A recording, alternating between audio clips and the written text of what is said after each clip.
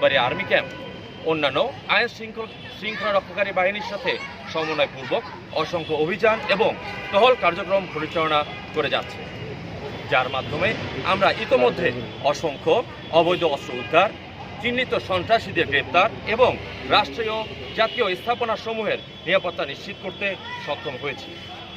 আগামী 12ই ফেব্রুয়ারি অনুষ্ঠিত হতে যাচ্ছে আপনাদের বহুল প্রতীক্ষিত ত্রয়োদশ জাতীয় সংসদ নির্বাচন। এই নির্বাচনকে একটি সুষ্ঠু, সুন্দর, অবাধ এবং নিরপেক্ষ নির্বাচনের রূপ দিতে বাংলাদেশ সেনাবাহিনী নির্বাচন কমিশনের নির্দেশনা অনুযায়ী নিরসভাবে কাজ করে যাচ্ছে। এ লক্ষ্যে এই নির্বাচনকে সুষ্ঠু করার লক্ষ্যে বাংলাদেশ সেনাবাহিনীর মূল উদ্দেশ্য হবে নির্বাচনের দিন প্রতিটি ভোটার নিরাপদে তার বাসা থেকে ভোট কেন্দ্রে গমন, নির্বিঘ্নে ভোট প্রদান এবং ভোট প্রদান শেষে নির্বিঘ্নে তার বাসস্থানের প্রত্যাবর্তন নিশ্চিত করা।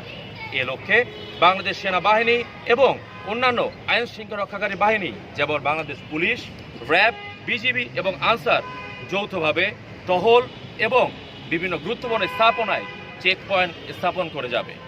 এছাড়াও নির্বাচনকালীন সময়ে বাংলাদেশ সেনাবাহিনী ভোট কেন্দ্র এবং এর আশেপাশের স্থানের পরিস্থিতি পর্যবেক্ষণ, গুরুত্বপূর্ণ এবং ঝুঁকিপূর্ণ কেন্দ্রসমূহ চিহ্নিতকরণ, এছাড়াও নোডাল পয়েন্ট হতে কন্টিনিউয়াস মোবাইল পেট্রোলিং এবং বিভিন্ন পর্যায়ে মোবাইল রিঅ্যাকশন টিম এবং স্ট্রাইকিং ফোর্স ও রিজার্ভ ফোর্স প্রস্তুত রাখার মাধ্যমে এই নির্বাচনকে একটি নিরাপদ এবং সুষ্ঠু করার লক্ষ্যে কাজ করবে।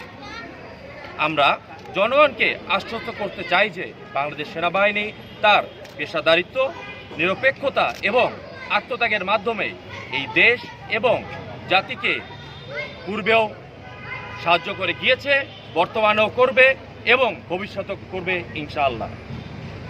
আমাদের সকলের সম্মিলিত প্রচেষ্টার মাধ্যমে ত্রয়োদশ জাতীয় সংসদ নির্বাচন একটি অবাধ, সুষ্ঠু, নিরপেক্ষ এবং গ্রহণযোগ্য নির্বাচনে পরিণত হবে এই প্রত্যাশা ব্যক্ত করে আমার বক্তব্য এখানে শেষ করছি। আপনাদের সবাইকে অসংখ্য ধন্যবাদ। আসসালামু আলাইকুম।